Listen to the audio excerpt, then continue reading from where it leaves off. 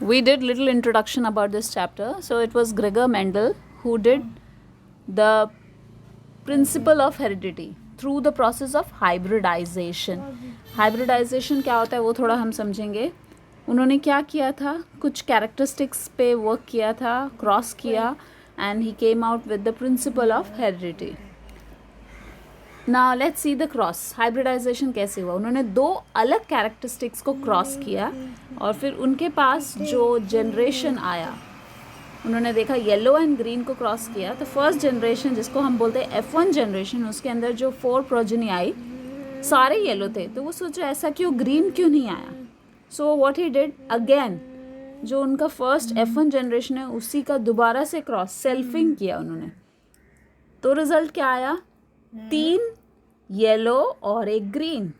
So now there was a question, ऐसा क्यों हुआ कि मेंडल के एक्सपेरिमेंट में पहले सेट में he didn't get green. So he later on understood it is nothing but the factors जो कि responsible हैं. Okay, let's see what are the factors.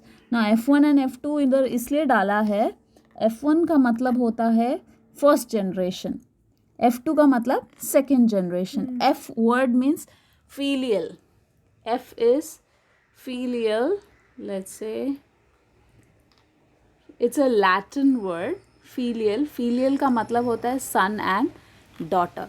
So they have given first generation को F1 दिया है. First generation में ये characteristics आया ही नहीं, right. Green colour was not expressed. तो जो सेकेंड जनरेशन था उसके अंदर 25% had the characteristics and 75% had the other characteristics जो डोमिनेंट है. सो उन्हें एक और चीज़ समझ में आया, यहाँ पे कैरेक्टरिस्टिक्स डोमिनेंट भी होता है. सी F1 में जो अपने आप को एक्सप्रेस कर पाता है उसको हम बोलते हैं डोमिनेंट. क्या बोलते हैं हम उसे, डोमिनेंट. जो 7 कैरेक्टरिस्टिक्स है उसमें हमने लर्न किया था, डोमिनेंट ऊपर वाले थे, रिसेसिव जो नीचे वाले थे, right. Wrinkled, green, constricted, yellow, white, terminal, short. So this is how dominant. तब उनको समझ में आया there is something like factor, कुछ तो ऐसी चीज़ है जो क्रोमोसोम है जो कि पेयर में होता है और वो ट्रांसफ़र होता है और वो अपने आप को तभी. अच्छा चलो एक और चीज़ मैं आपको बताती हूँ, how to write this. Okay, this is small y, this will be written like this.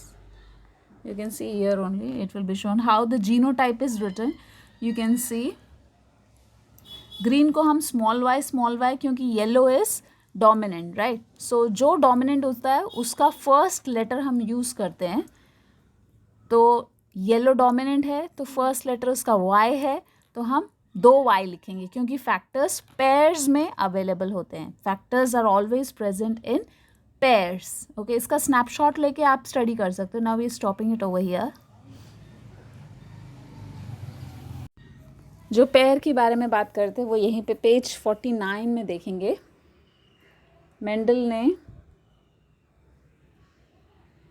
ने फैक्टर्स इंट्रोड्यूस किया था, डिस्कवर किया था, जो आज हम उसे बोलते हैं जीन के फॉर्म में. ये कहाँ पे होते हैं, क्रोमोसोम में होते हैं, right.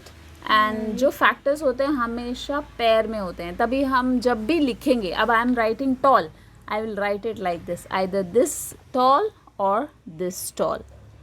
So it has 2 different gametes. Here also 2 different gametes, okay. But they are always factors present in pair. That is why we always write in pair.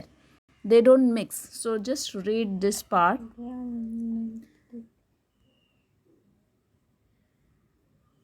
Factors occur in pair in the parents and they segregate from each other.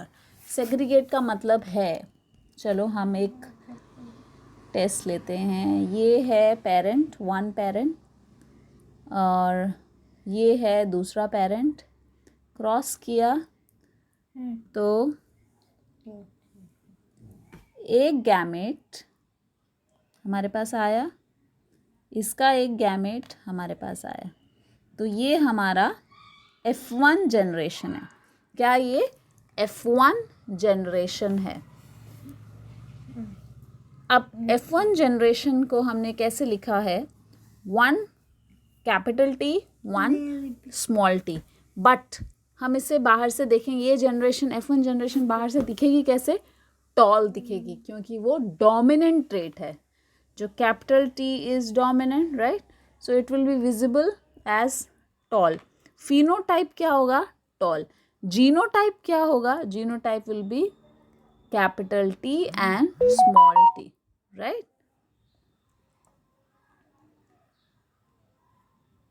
Now let's see why Mendel was successful. सबसे पहला point, his experiment were carefully planned and involved large scale sample. उन्होंने बहुत सारे पौधों को लेके काम किया था. उन्होंने एक या दो को नहीं किया था. एक या दो में कैसे एक्सेप्शंस आ सकते हैं, तो बहुत अच्छी तरह प्लान करके किया था. So question can come, the another important question that can come, why was Mendel successful? Number 1, he did his experiment in a planned way. Number 2, in the same, that it was on large scale.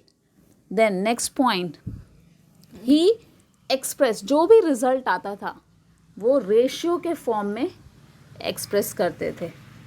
Anyways, he was a maths teacher, so obviously वो अपना maths तो ज़रूर डालते थे. Then next is, जो P plant थे उसके अंदर जो कॉन्ट्रास्टिंग कैरेक्टरिस्टिक्स थे बहुत अच्छी तरह दिखते थे, मतलब साफ दिखते थे. राउंड, रिंकल्ड, है ना, टॉल, डॉफ, ऐसा नहीं था कि छुपे हुए थे. They were very easily recognisable. The characteristics were very easily recognised, specially the contrasting. कोई और पौधा लिया होता तो कॉन्ट्रास्टिंग कैरेक्टरिस्टिक्स इतने नहीं मिलते, तो उनको स्टडी करने के लिए वैरायटी था इस पी प्लांट में, इसीलिए उन्होंने पी प्लांट लिया था और इसीलिए उन्हें सक्सेस मिला. द नेक्स्ट पॉइंट, जो 7 अलग कैरेक्टरिस्टिक्स है उसको अलग अलग फैक्टर अलग अलग कंट्रोल करता था. ऐसा नहीं होता था कि कैपिटल T जो कि हाइट को कंट्रोल करता था, रिंकल्ड को भी कंट्रोल करता था, या कलर ऑफ द फ्लावर को कंट्रोल करता था. समझ में आया? जो हाइट को कंट्रोल करता था वो सिर्फ हाइट को ही कंट्रोल करता था, जो कलर को कंट्रोल करता था वो कलर को ही कंट्रोल करता था. There were no mixing. So it was clear, जो 7 कैरेक्टरिस्टिक्स थे they were controlled by single factor each. हर कैरेक्टरिस्टिक्स के लिए एक फैक्टर अलग होता था, राइट, जो कि एक जनरेशन से नेक्स्ट जनरेशन में जाता था. So it was controlled by single factor each. Next is he introduced concept of, अभी मैंने एक क्रॉस दिखाया उसमें समझ में आया होगा ना, पहले जनरेशन में आया ही नहीं. The other color, green color was not visible, yellow was dominant. आप देखो ज़रा पेज नंबर 49 में, अभी कुछ एक आध एक्सपेरिमेंट्स में you can just turn to page 49, see dominant कौन सा है, उसके बाद आपको आदत हो जाएगी डोमिनेंट कौन सा है एंड रिसेसिव कौन सा है. सो जब उन्होंने क्रॉस किया, उन्होंने हाइब्रिडाइजेशन किया, इसीलिए 2 कैरेक्टरिस्टिक्स लिए. ऐसा नहीं किया उन्होंने येलो को येलो से ही किया, राइट. वो तो F1 जनरेशन में क्रॉस किया था तब सेम किया था, but still he did hybridization. Hybridization का मतलब ही है 2 अलग कैरेक्टरिस्टिक्स को, मैंने पहले बोला white flower and red flower, 2 different characteristics gives you hybridization. So that was his technique.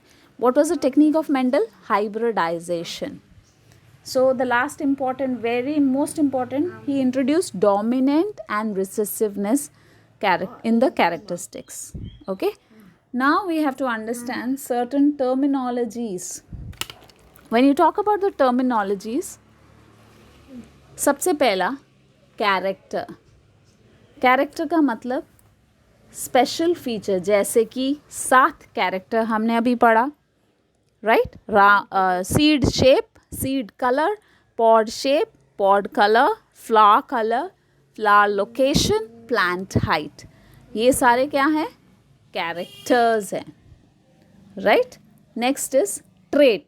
अब ये जो कैरेक्टरिस्टिक्स है जो हमें दिखाते हैं, तो एक कैरेक्टरिस्टिक्स के अंदर 2 पर्टिकुलर ट्रेट है, जैसे कि सीड शेप के अंदर,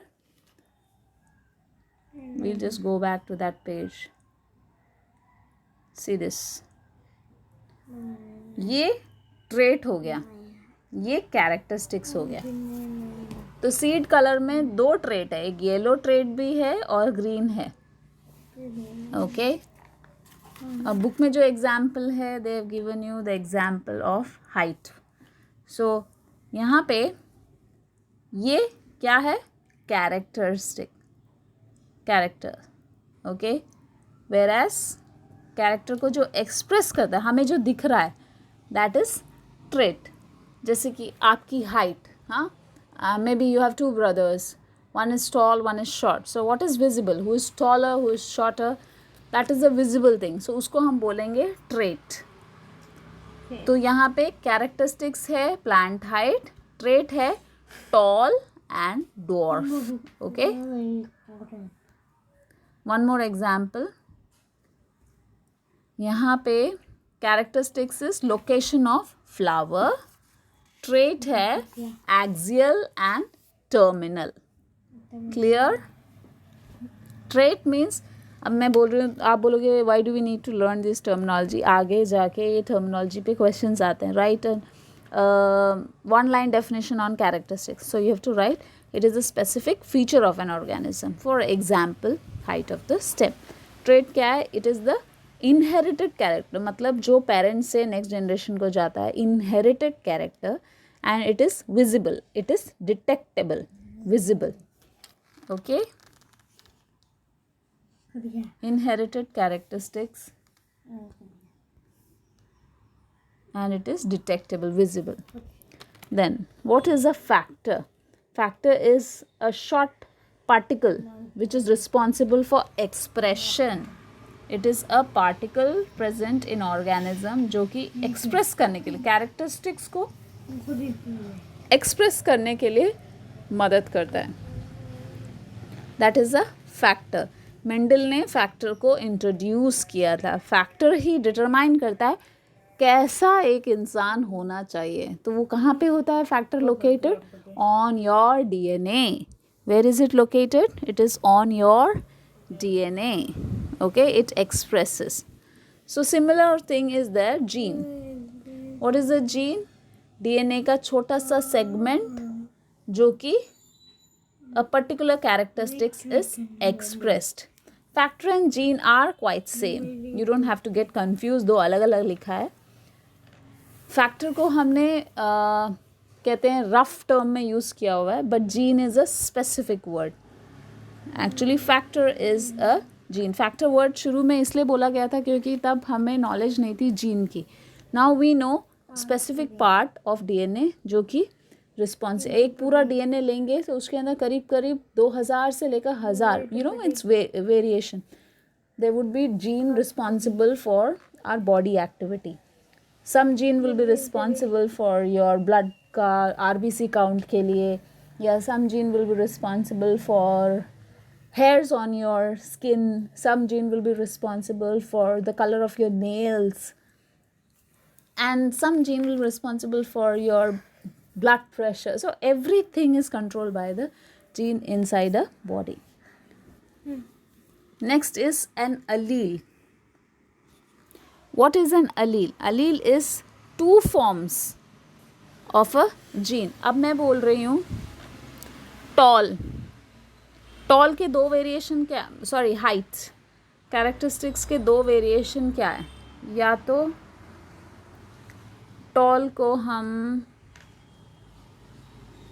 ऐसे लिखेंगे, हाइट को हम ऐसे भी लिखेंगे. Sorry, height will be expressed like this and this. So height को हम दो एलील में एक्सप्रेस करेंगे, 2 alleles. So how many forms are there? 2 alleles are there.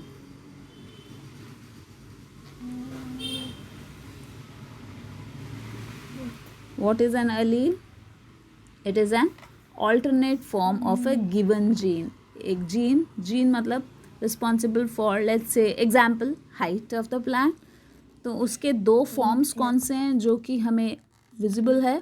They are going to be the alternate form, 2 different forms, that is going to be tall and short. So it will be expressed in 2 form. एक capital T में और एक small t में express किया जाएगा. 2 different form, alternate form. Okay.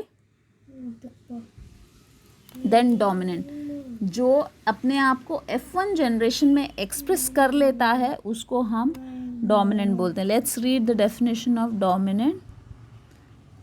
It is an allele that expresses its trait even in the presence of alternative allele. Like here,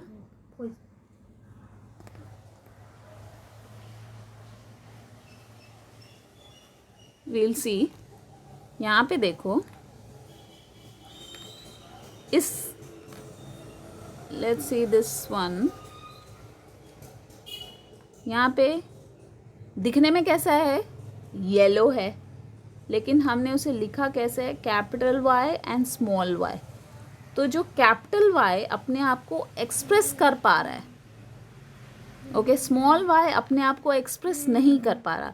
लेकिन यहाँ पे देखो स्मॉल वाई और स्मॉल वाई जब साथ में, तभी उसने अपना कैरेक्टरिस्टिक्स एक्सप्रेस किया. So this is a recessive trait. This is the recessive trait. But these are all dominant trait. मतलब दूसरे एलील के प्रेजेंस में, यहाँ पे दो एलील है ना, two different allele. Here it's not there, but two different alleles are there. One is capital Y and another is small Y. So in spite of presence of small y, capital Y was able to express itself. So that is dominant characteristics. Okay. और recessive वो होते हैं जो अपने आप को express नहीं कर पाते. अगर ऑल्टरनेटिव एलील है वो तभी एक्सप्रेस कर पाते हैं जब उनके जैसा आइडेंटिकल एलील है. For example this one, right? You have to remember this.